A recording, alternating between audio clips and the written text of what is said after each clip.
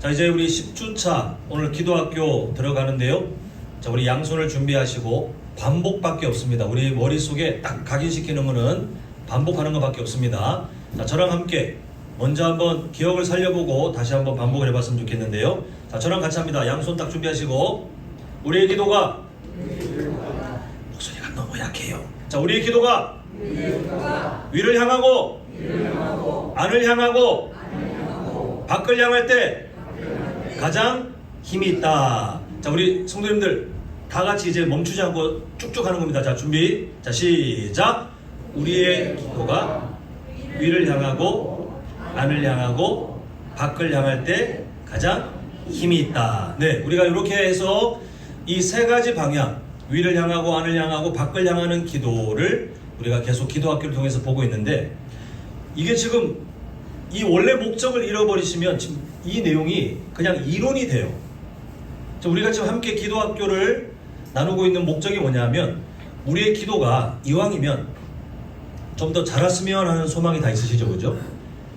현실적인 문제를 보면 성도님들께서 이 땅을 살아가시면서 기도에 대한 득도, 이제 더 이상 배울 것도 없고 나는 이제 완전함을 이뤘다, 기도에 대해서 완벽을 이뤘다, 이러신 분이 한 분도 안 계시잖아요. 우리는 여전히 성장하는 중에 있기 때문에, 그러면 우리가 어떻게 성장하는 것이 좋을까 봤더니, 기도의 내용 안에 우리가 맨날 세상 사람들처럼 먹고 사는 문제, 그 기도 제목만 가득하는 그 기도는 예수님께서도 경고하신 것처럼 이방 사람들이 하는 기도, 그 기도는 건강한 기도가 아니다라는 문제점을 보았고, 자, 그러면 하나님과의 친밀함을 누리는 기도, 또 우리가 하나님께서 기뻐하시는 기도를 이루기 위해서 어떻게 될까? 큰 방향으로 봤더니 위를 향하는 기도, 삼위일체 하나님을 우리가 알고 그 하나님께 바로 반응하는 기도의 제목들이 기도 안에 있어야 된다는 거예요.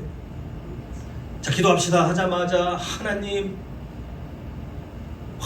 원하는 걸 던지는 게 아니라, 우리가 기도할 때 우리가 삼위일체 되신 하나님을 기억하면 어떤 기도들이 나올지 기도의 내용이 이미 달라지기 시작하잖아요.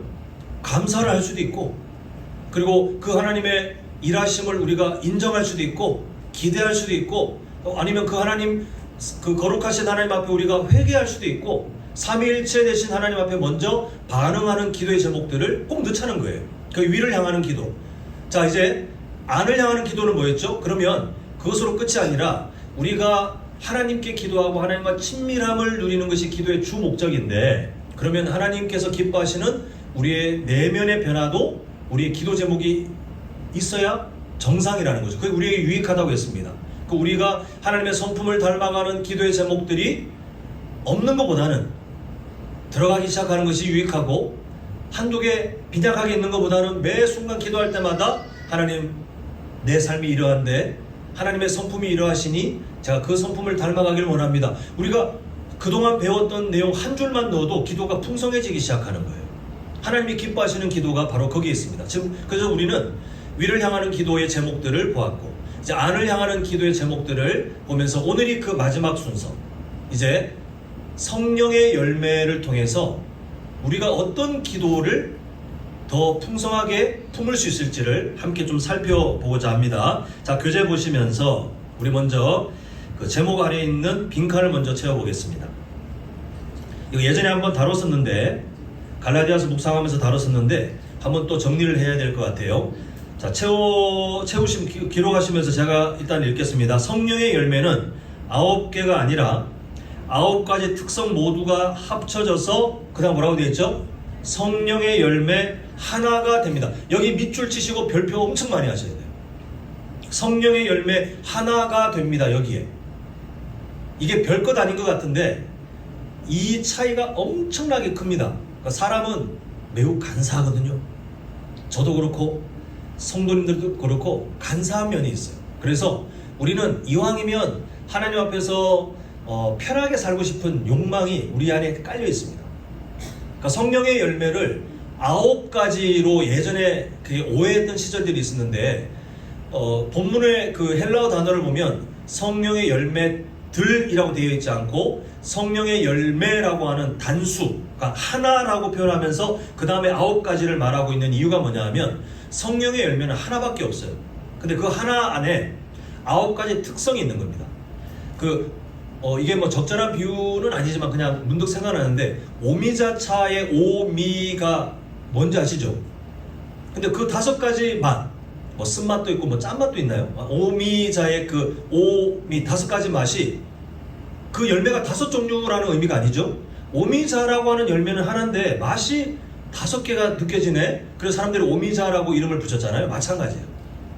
성령의 열매는 하나인데 그 열매에 9가지 특성이 있을 뿐. 근데 이게 왜 우리에게 매번 확인이 되어야 되냐면, 성령의 열매를 9가지라고 믿으면 어떤 타협점이 생기냐면요, 9가지 열매 중에 내 취향에 맞거나 내가 좀 더 관심이 가는 거에 힘쓰고 나머지는 우리가 신경 안 써도 충분히 타협할 수 있어요. 내가 그래도 9가지 중에 한두 가지는 내가 힘쓰고 있지 않느냐, 내가 그래도 관심을 두고 있지 않느냐, 이렇게 우리가 스스로 합리화하며 살 수 있는 편안함은 있는데, 문제는 하나님께서는 우리가 골고루 자라길 바라세요.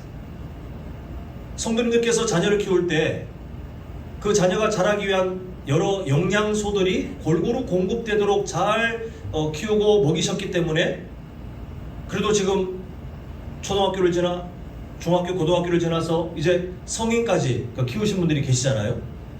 한 영양소만, 그냥 필수 영양소라고 하는 그 중에 하나만 계속 먹이면 결국 그것만 과잉되게 섭취하고 나머지는 병들 수밖에 없는데, 성령의 열매가 그러합니다.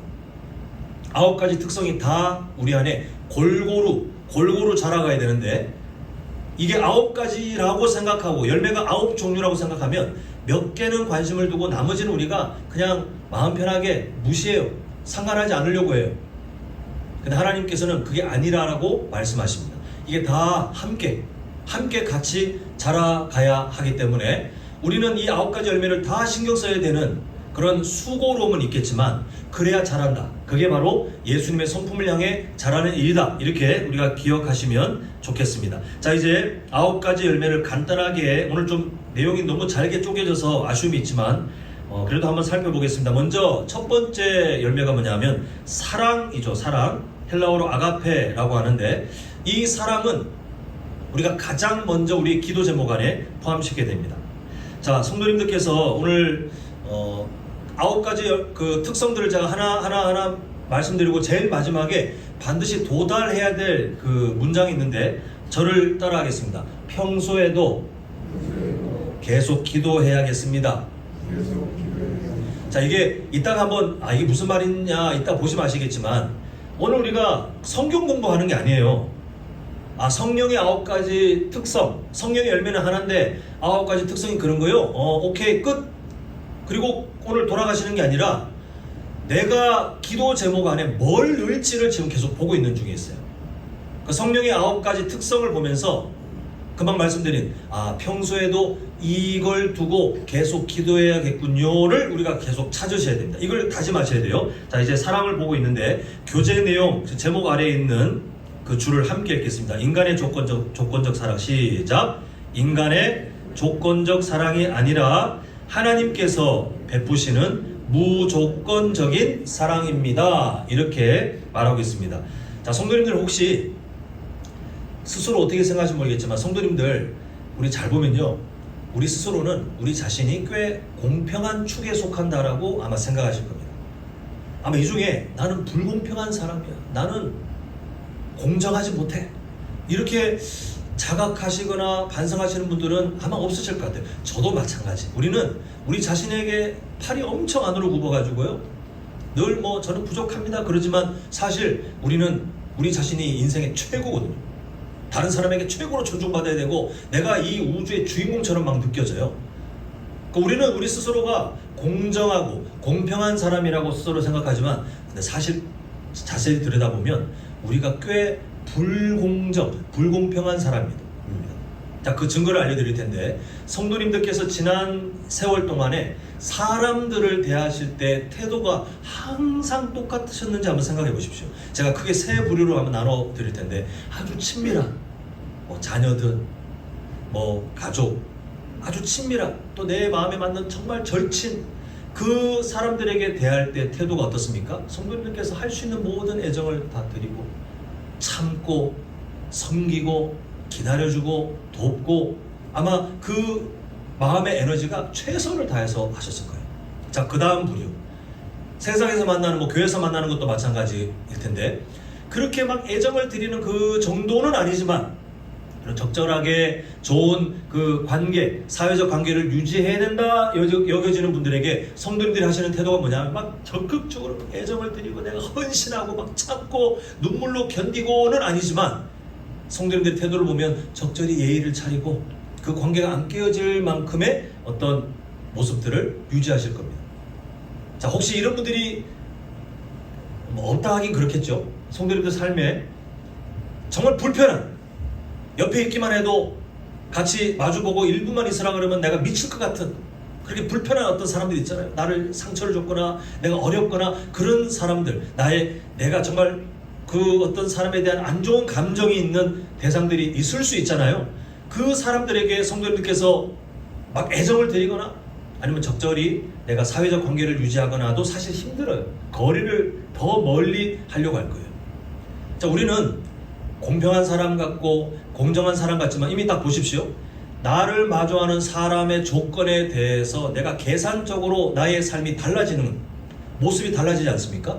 이게 우리 사회에 일어나는 여러 부조리한 모습들, 여러 좋지 않은 모습의 원인이에요. 근데 하나님의 사랑을 어떻게 비교하고 있냐 하면 우리는 계산적으로 조건을 따라 사람을 대하지만 하나님은 그렇게 하지 않는다는 거예요. 그래서 우리가 금방 읽었던 내용, 인간의 조건적 사랑이 바로 거기에 있지 않습니까? 인간의 조건적 사랑. 그 사람이 어떤 사람인지에 따라 나의 태도가 달라지는 것이 조건적 사랑인데 하나님은 그렇지 않다는 거예요. 마지막에 보니까 무조건적인 사랑. 있는 모습 그대로. 성도님들의 어떤 세상의 조건 아무것도 안 보시고 예수님의 십자가 사랑을 부어 구원하실 때에 물론 하나님께서 그 거룩하신 뜻을 따라 선택하느냐 신학적인 용어인데 유기하느냐 구원하느냐 구원하지 않느냐는 전적으로 하나님의 선택에 달려있지만 구원을 누리는 사람들의 조건을 보니까 세상으로 보기엔 천차만별이에요. 근데 하나님이 그 천차만별의 조건에 따라 구원을 차등 적용하시는 것이 아니라 동일한 우리 그 사랑을 차별 없이 대하시는 하나님의 사랑을 말씀하시면서 우리에게 도전하시는 것이 뭐냐 하면 우리도 그 사랑을 품고 배우도록 기도하라는 거예요. 자, 우리 말씀 보겠습니다. 밑에 말씀 빈칸 채우면요. 긍휼이 풍성하신 하나님이 우리를 사랑하신 그 큰 사랑으로 인하여 이렇게 하는데 에베소서 2장 4절이잖아요. 5절 6절 이어지는 우리가 읽질 않겠지만 그 뒤에 내용들이 뭐냐 하면 예수님의 십자가 사랑을 설명합니다.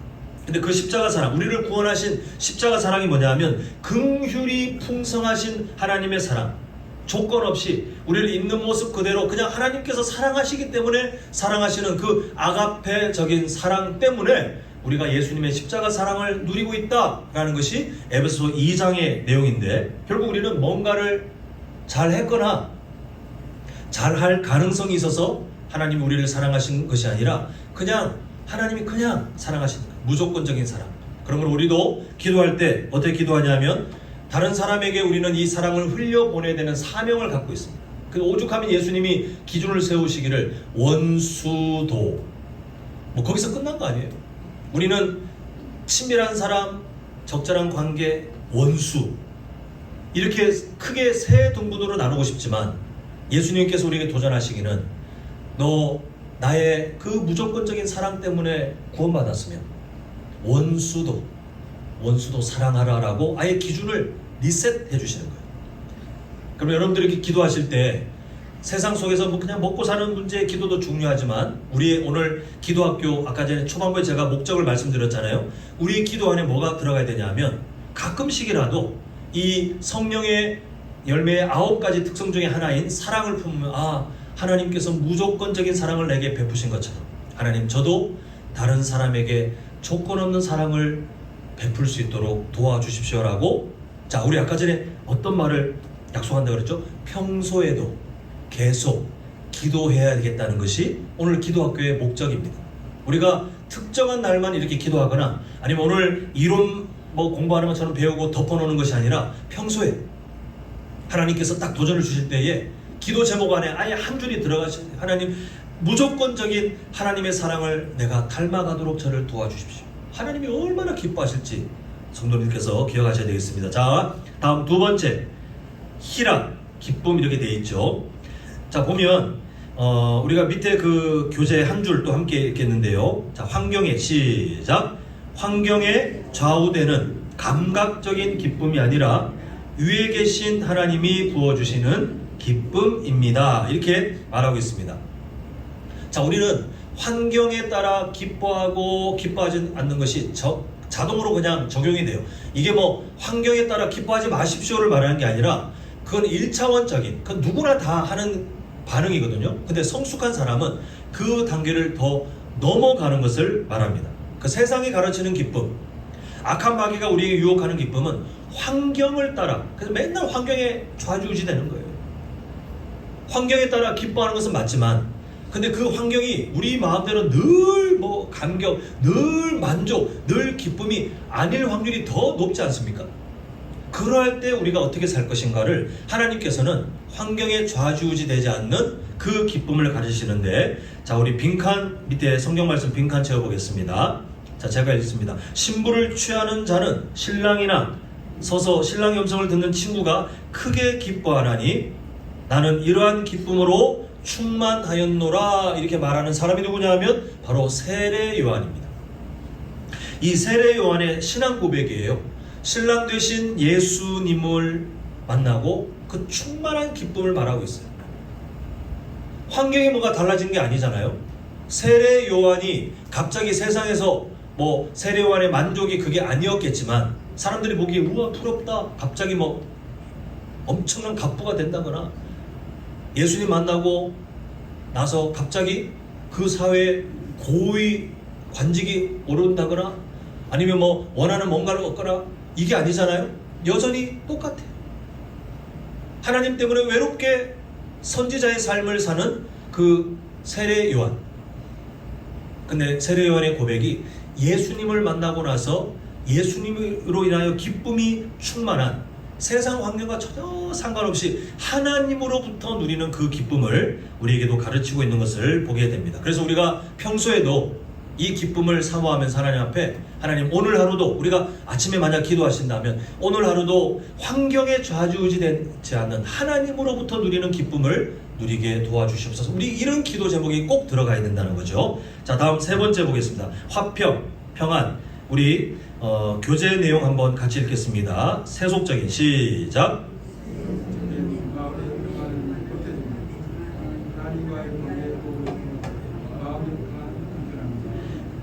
예, 지금 그 2번에서 보았던 기쁨과 같은 맥락이에요. 세상에서의 어떤 평안 그리고 화평, 이거는 문제가 없는 상태에서 얻어지는데 사실 우리가 사는 세상이 그렇지 않습니다. 근데 하나님께서 주시는 평안, 하나님으로부터 누리는 화평을 우리가 먼저 간직하고 세상이 어떠하든 우리가 간직한 그것을 사람들에게 나누어 주도록 우리에게 도전하고 계시는데요. 자, 빈칸 채워보겠습니다. 제가 말씀 읽는 동안 한번 적어보십시오. 그러므로 우리가 믿음으로 의롭다 하심을 받았으니 우리 주 예수 그리스도로 말미암아 하나님과 뭘 누리죠? 화평. 이게 얼마나 큰 은혜인지. 우리가 원래 성경의 가르침대로라면 예수님 믿기 전 우리의 상태는 하나님과 원수된, 뭐 진노를 피할 수 없는, 하나님의 저주를 피할 수 없는, 제가 그 정도 사람이 아닌데요 라고 우리가 항변할 수 없는 것이, 우리가 예수님 믿기 전에 우리의 상태는 세상 사람과 다를 바가 없어서 하나님을 무시하죠. 하나님 거부했죠. 우리는 그렇게 하나님에 대해서 적대적인 그런 본성을 갖고 있었다라고 성경이 말씀하고 있습니다. 근데 우리 힘으로는 해결할 수 없는 그 절망적인 상태를 예수 그리스도 때문에 하나님과의 화평을 누리게 되었고, 그리고 성경은 우리에게 뭘 가르치냐면 하나님과 화평을 누렸으니 너희도 더불어 세상 사람들과 화평을 이루라, 이렇게 우리에게 도전하고 계시는데 그 화평의 근원이 예수님께로부터 출발해야 돼요. 내가 그저 기분이 좀 좋으면 다른 사람들한테 우리 좋은 게 좋지 않습니까? 화목을 누립시다.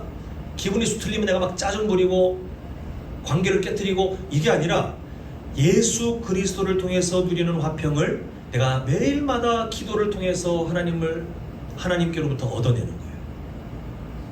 기도를 통해 그 사모하는 거예요. 이미 누리고 있는 하나님과의 화평을 내 일상 속에서도 다시 회복하고 또한 사람들에게 흘려보낼 수 있기를 우리가 기도하는 것이 정말 중요하다는 거죠. 자, 그래서 우리가 이 화평을 평소에도 계속 기도해야 된다는 거. 오늘 주제는 그거예요. 평소에도 계속 기도하자는 겁니다. 이게 우리 기도 제목에 꼭 들어가야 된다는 겁니다. 자, 다음 네 번째, 오래 참음인데요. 이거는 뭐 요즘 코로나 이후에 좀 주춤해서 뭐 그렇지만 여성들은 모르겠습니다. 근데 한국 남자들의 약간 좀 애매한 자존심 싸움이 있어요. 우리 성도님들은 아니실 수 있는데 그냥 보편적인 모습이 있다 보니 이게 그냥 막 개그 요소로도 사용되는데, 사우나 가가지고 비슷한 시기에 남자 둘이 전혀 모르는 사람이 딱 들어가잖아요. 그러면 누가 오래 참는지 괜히 기싸움 하는 게 있어요. 내가 더 오래 참는다. 그 별거 아닌데 내가 저 사람이 남아있는데 내가 견디다 못해 나가면 왠지 지는 것 같은, 그래서 끝까지 막 참아요. 오래 참음을, 이게 오래 참음이 아니에요. 여기서 말하는 오래 참음은 우리가 하나님의 관점으로 견뎌야 할 것을 견디는, 이런 무가치한, 내가 사우나에서 저 사람보다 내가 오래 참았다, 내가 이겼어, 이런 근본도 없는 이런 무가치한 것에 힘을 쓰는 것이 아니라 지켜야 할 것, 우리가 정말 견뎌야 할 그 가치 있는 것을 바라보는데, 자, 우리 밑에 한 줄 읽겠습니다. 우리는 연약하지만, 시작. 우리는 연약하지만 하나님의 관점으로 세상을 바라볼 때 참고 견딜 수 있게 됩니다. 이렇게 말하고 있습니다. 자, 우리가 수요 저녁 예배마다 요즘 주제가 뭐냐면 광야죠. 광야. 우리는 살아가며 견디지 않아도 그냥 편안하게 노세 젊은 노세 이런 관점으로 신앙생활을 할 수 있는 게 없어요. 우리는 아예 하나님의 군사, 광야를 지나 가나안 땅을 가는 이스라엘 백성들처럼 우리는 늘 하나님 앞에서 어떤 영적 긴장 상태를 배울 수밖에 없는데, 그러다 보면 이 견디는 것이 참 힘들잖아요. 특히 세상은 예수님 믿는 사람들에게 호의적이지 않습니다. 우리도 연약해요. 그런 세상에 대해서 우리 스스로를 보면 우리가 뭐 준비되어 있느냐, 우리 요소들이 다 연약해요. 근데 그때 우리는 이 인내, 오래 참음을 두고 하나님께 기도 안 할 수가 없는 그런 상황이라는 것을 보게 됩니다. 자, 빈칸 채워보겠습니다. 데살로니가전서 5장 14절, 또 형제들아 너희를 권면하노니 모든 사람에게 오래 뭐하라? 참으라, 이렇게 말하고 있습니다. 모든 사람에게, 아까 말한 그 관계, 조건적인 관계를 따라 내 마음에 안 드는 사람한테는 내가 언제든지, 이게 아니라 그 사람들조차도 예수님의 명령에 따르면 원수조차도 참고 인내하고. 근데 왜 그렇게 해야 돼요? 내가 약자라서 그게 아니라 하나님의 나라의 가치를 알기 때문에, 하나님이 기뻐하시는 것을 알기 때문에 우리는 견딜 수 있는 거예요.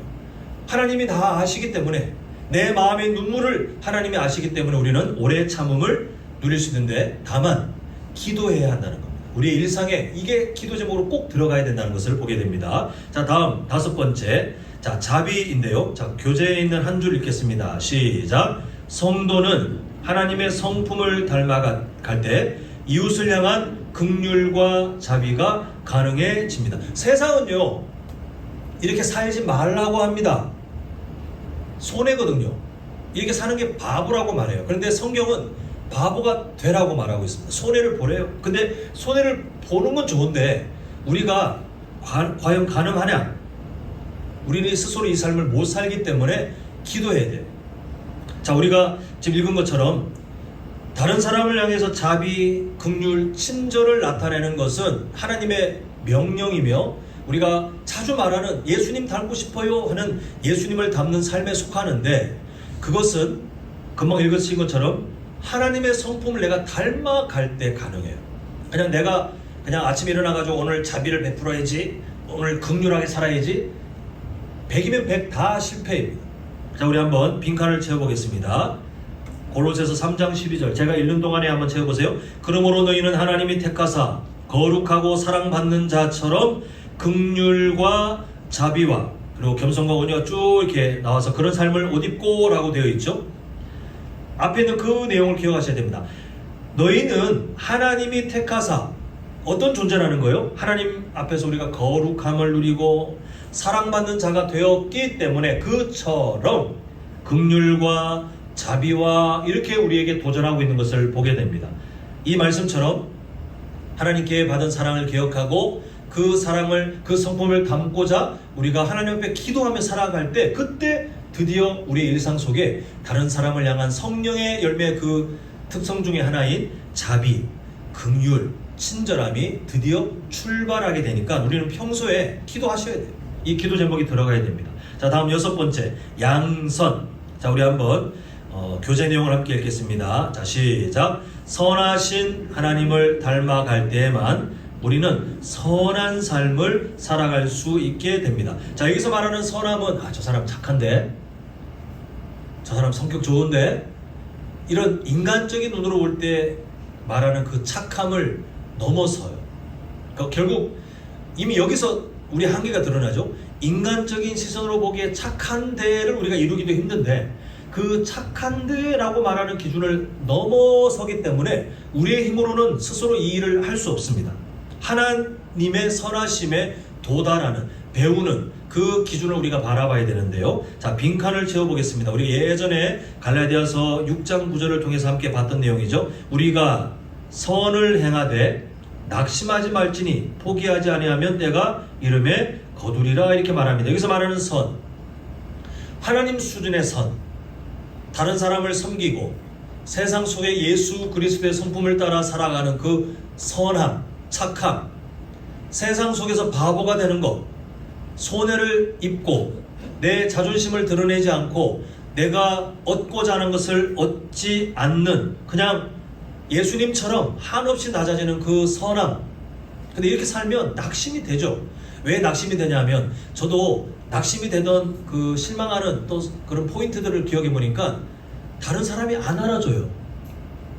내가 뭔가 이렇게 하려고 할 때 다른 사람이 알아주면 그나마 보람이라도 생길 텐데, 성도님들 가족 안에, 교회 안에, 뭐 세상은 뭐 말할 것도 없고 가정 안에서 아니면 교회 안에서, 그래 내가 하나님의 선하심을 닮아서 한번 나도 선함을 실천해봐야지 해보십시오. 다른 사람들이 알아주는 줄 아십니까? 아니, 오히려 더 상처받을 때가 있어요. 악한 마귀가 너 그거 쉽지 않을걸? 오히려 그렇게 섬기고 내가 베풀었는데 나중에 보면 더 악으로 갚는 그런 연약한 사람들이 있을 때 우리는 낙심할 수밖에 없어요. 열매가 당장 드러나지 않을 때 우리는 낙심할 수밖에 없어요. 그러나 뭐라고 말하냐면, 포기하지 아니하면 때가 이름에 거두리라. 이 약속을 왜 붙들 수 있는지 아십니까? 왜냐하면 하나님께서 다 보고 계세요. 우리에게 이 명령을 주신 분도 하나님, 우리가 이 삶을 살도록 은혜를 주실 분도 하나님. 그래서 하나님께서는 우리는 당장 열매가 나타나지 않으니까 때려칠까? 내가 선한 그 삶을 살아가는 거 이거 그만둘까? 이런 마음이 막 하루에도 몇 번씩 튀어나오겠지만, 그러나 하나님께서 여전히 지켜보고 계시고 하나님께서 나에게 먼저 그 선하심을 베푸셨기 때문에 우리가 다시 한번 마음을 다잡고 걸어가면 때가 이름에 거두는 그 약속을 하나님이 다 갖고 계세요. 그러므로 우리가 그냥 가만히 살 것이 아니라 평소에도 이 9가지 특성 중에 하나인 선함을 두고 우리가 기도하는 것이 중요하겠습니다. 자, 7번째, 충성. 우리 한번 그 교재에 있는 내용 읽겠습니다. 시작. 신실하신 하나님을 닮아갈 때 성도는 하나님 앞에서 충성된 사명자로 살아가게 됩니다. 자, 신실함은 약속에 대해 어느 정도의 지속을 보이는지를 말해요. 신실하다. 우리도 신실할 수 있거든요. 그런데 어떤 사람은 1시간짜리, 우리는 신실하다고 말하지 않아요. 어떤 사람은 하루짜리, 우리는 신실하다고 말하지 않습니다. 작심삼일, 우리는 신실한 사람이라고 말하지 않아요. 여기서 말하는 신실은 지속력을 말하는데, 하나님께서 우리에게 주신 약속의 지속력은 영원이잖아요. 우리가 그 삶을 닮아가야 돼요. 왜 그 삶에 도달하지 못합니까? 라고 하는 것은 의미 없는 말이고, 우리가 이 땅에서 참 많이 실패하고 그 신실함을, 그 지속력을 우리는 절대로 이 땅에서 완성하지 못하겠지만 하나님께서 나에게 약속을 영원한 그 지속력을 베푸시면 나도 하나님께 결단하고 그 하나님의 말씀에 순종하는 그 지속력을 내가 최대한 지속해봐야지. 그러다 실패하면 하나님 죄송해요. 하나님의 신실함을 담게 도와주세요. 그게 기도 제목에 꼭 들어가야 된다는 것입니다. 그냥 가만히 나의 의지로 뭔가 하는 게 아니라 꼭 기도 제목에 하나님의 신실하심을 닮아 충성하게 하여 주시옵소서. 자, 우리 말씀 한번 채워보겠습니다. 빈칸 제가 읽습니다. 그리고 맡은 자들에게 구할 것은 충성이니라. 우리가 하나님께서 주신 개인적인 비전들, 직분을 말하는 게 아니잖아요. 선교사나 목회자 같은 특별한 어떤 그 직책을 말하는 게 아니잖아요. 우리 모두에게 하나님이 주신, 내가 너를 이 땅에 호흡하게 하는 것은 내가 너에게 준 사명이 있기 때문이다.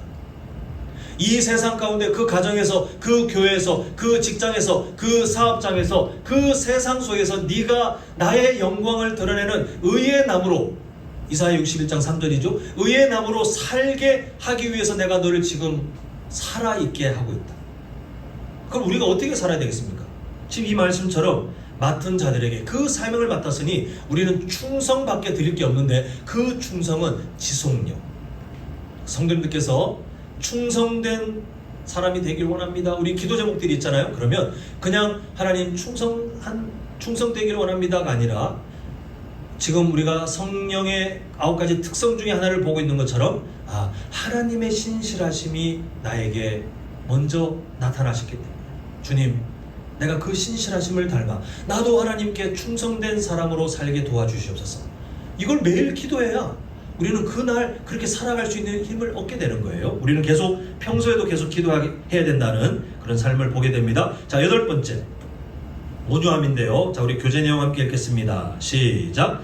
우리가 예수님의 마음을 품을 때 모든 교만을 버리고 순종의 삶으로 자라갈 수 있습니다. 자, 여백에 4글자 외유내강, 화면에 안 나옵니다. 외유내강, 잘 하시는 말이긴 하죠.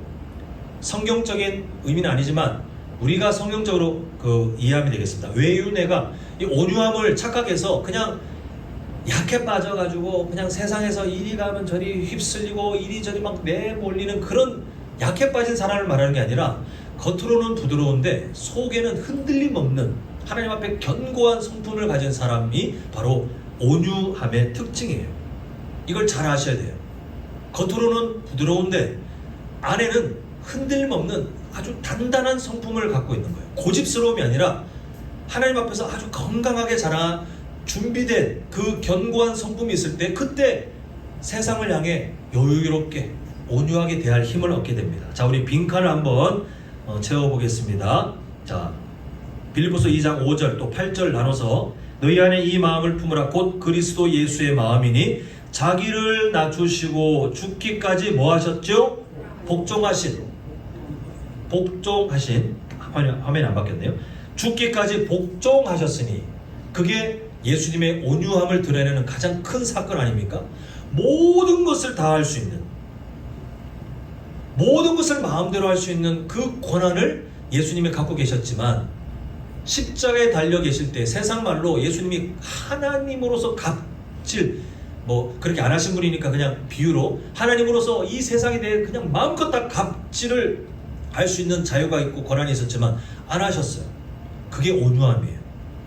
내가 할 수 있는 모든 권한이 내 손에 들려있지만, 이 세상 속에서 내 자존심, 내 성격, 내 어떤 권한을 마음껏 휘두를 수 있는 힘이 있지만, 예수님처럼 낮아지고 세상에 대하여 섬기기 위해 그 힘을 덮을 수 있는 힘, 그게 온유함이에요. 제가 얼마 전에 우리 기도학교에도 그런 부탁을 드렸잖아요. 세상 속에서 성도님들 갑질하지 마십시오. 막 따지지 마십시오. 그게 복음의 방해가 돼요. 평생 안 볼 사연 모르겠지만 그렇지 않거든요. 우리는 누군가 한 번은 얄궂게도 전도 대상자로 만날 수도 있어요. 그 얼마나 부끄러운 일입니까? 우리가 만약에 나중에 전도제를 내밀었는데 내가 막 나의 권한을 휘두르면, 나는 할 수 있고 충분히 할 수 있는 권한을 휘둘렀지만 그 상대방을 난처하게 만들고 막 진단배고 했던 그 사람이 내 앞에서 딱 전도지를 마주하고 있다면 그 사람이 어떻게 대하겠어요? 저는 성도님들이 늘 부담을 가지시고 걸어 다니는 전도지로 생각하셔서 마음껏 할 수 있는 성품과 마음껏 할 수 있는 자유와 자존심과 그런 권리들이 있지만 나중에 혹시 모를 예수님을 전하게 될 때 난처하지 않기 위해서 우리가 온유한 성품을 예수님을 바라보면서 미리 기도로 훈련하시는 것이 필요하겠습니다. 자, 마지막 9번째, 절제.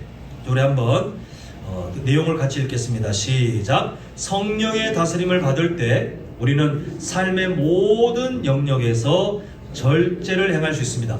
사실 이 9가지 특성이 서로 막 연결되어 있어요. 따로따로 구분이 아니라 막 연결되어 있는데, 우리가 온유함을 금방 얘기했잖아요. 온유하기 위해서 우리에 있는 뭔가를 절제를 해야 되는데, 그 절제는 성도님들께서 뭔가 성품이 좋고 착하고 심성이 고와서 되느냐? 천만의 말씀. 우리는 다 어느 순간이 딱 되잖아요. 순식간에 돌변할 수 있는 연약함을 갖고 있어요. 근데 지금 금방 읽으신 것처럼 그런 우리의 연약함이 누구의 다스림을 받을 때요? 성령 하나님의 다스림을 받을 때 우리는 겨우 우리의 자존심을 다스릴 수 있고, 우리의 상처를 다스릴 수 있고, 내가 하고 싶은 막 이게 나오는 그 어떤 감정들, 내 성격들도 성령님의 다스림 안에 있을 때 우리가 절제할 수 있는 힘을 얻게 된다는 것입니다. 그럼 기도 안 할 수가 없죠. 기도 안 하시는 성도님들, 예수님 믿는다고 하지만 오늘날 한국 교회가 정말 진짜 많이 깨어져야 되는데, 왜냐하면 세상 속에 많은 잘못된 그 이미지들을 심어놨어요. 저는 그 중에 하나가 이 성령의 9가지 특성들이 다 무너지고 있고, 예수님 믿는다고 하지만 누리고 싶은 거 다 누리고 얻어내고 싶은 거 다 얻어내고 절제하지 못하는 그런 모습들 때문에 더 그런 것 같아요. 우리 성도님들은 살아가는 삶에 이 절제의 힘을 배워야 되겠는데, 그래서 고린도전서 9장 25절 빈칸 채우시면요, 이기기를 다투는 자마다 모든 일에 절제하나니, 여기서 말하는 영적 전쟁에서의 승리, 이게 뭐 사람들 앞에서 귀신아 물러가라 하는 뭔가 그런 신비롭고 종교적인 그 뭔가가 아니잖아요. 나의 본성은 그렇지 않은데, 내가 지금 갖고 있는 연약한 그 본성은 그렇지 않은데, 하나님의 말씀을 따라 그 마음을 따라 예수님의 성품을 품고 우리가 이 세상에서 하루 살아가려고 몸부림치는 게 영적 전쟁이고, 그때 우리의 성품이 그렇지 않지만 예수님의 성품을 닮아 오늘 보고 있는 것처럼 성령의 열매에 포함되어 있는 9가지 특성을 우리가 삶에서 담기 위해서 하나 한번 실천해 보는 그 몸부림이, 그게 승리예요. 그때 마귀가 무너지는 거예요. 악한 마귀가 성도님들 삶에 이 성령의 열매에 나타나는 9가지 열매가 안 자라길 바라고 있지 않습니까? 그런데 하나님의 말씀을 붙들고 우리가 평소에 그냥 말씀으로만 간직하는 것이 아니라 평소에 하나님, 그래서 9가지 특성 하나하나를 기억나실 때마다, 아니면 아예 딱 적어놓고 오늘은 내가 이걸 누고 기도하리라, 그 기도 제목을 품고 기도할 때, 그때 악한 사탄의 계략이, 우리를 무너뜨리는 계략이 무너지게 되는 거예요. 그래서 이기기를 다투는 자마다 모든 일에 절제해야 되는데, 그 절제는 나의 힘이 아니라 성령 하나님의 다스림을 받아야 되기 때문에 우리는 기도 안 할 수가 없다. 평소에 기도 꼭 해야 되겠다. 이게 오늘 기도학교의 주제가 되겠습니다. 이제 말씀을 맺고자 합니다. 자, 우리 정리하자면, 기도는 우리가 갖고 있는 어떤 소망을 막 던지고 끝내는 것이 아니라 하나님과의 친밀한 교제 속에 하나님께서 기뻐하시는 것들을 기도 제목에 넣어야 되는데, 그 중에 우리는 안을 향하는 기도를 통해서 내 성품 하나님 만져주세요, 내 성품 이렇게 되길 원합니다 라고 하는 그 하나님을 닮아가는 과정이 이 기도 제목에 있어야 된다는 것을 보았고, 마지막 시간으로 성령의 열매의 9가지 특성을 우리가 잘 아시는 내용이겠지만 다시 한번 우리가 반복해서 보았습니다. 읽어드리면 사랑, 희락, 화평, 오래 참음, 자비, 양선, 충성, 온유, 그리고 마지막 절제. 이것은 그냥 그렇게 살면 되겠지가 아니라 골고루 우리가 반드시 자라가야 되는데, 기도 안 하면 우리 삶에 어떤 변화도 없다는 것을 꼭 기억하셔서 평소에 이 9가지를 뭐 매일마다 기억하시겠습니까? 우리가 그렇게 어렵잖아요. 그러니까 가끔씩 아니면 아예 성도님께서 순서를 적어놓고 오늘 사랑을 두고 하나님의 사랑을 닮아 내가 사랑을 베푸는 오늘 하루가 되게 해주십시오. 누가 기뻐하실까요? 하나님이 얼마나 기뻐하실지. 야, 너 기도가 성장했구나. 너 정말 내가 기뻐하는 기도를 하고 있구나. 우리 하나님을 기쁘시게 하는 기도를 만들어 가기 위해서라도 이렇게 평소에 이 기도 제목들을 함께 품고 하나님 앞에 간절하게 나아가는, 그래서 일상 속에 우리의 내면의 변화를 하나님께 맡기며 또 그 영적 전쟁 속에서 열매를, 그 승리의 열매를 하나님께 올려드리는 우리 모두가 될 수 있기를 간절히 소망합니다.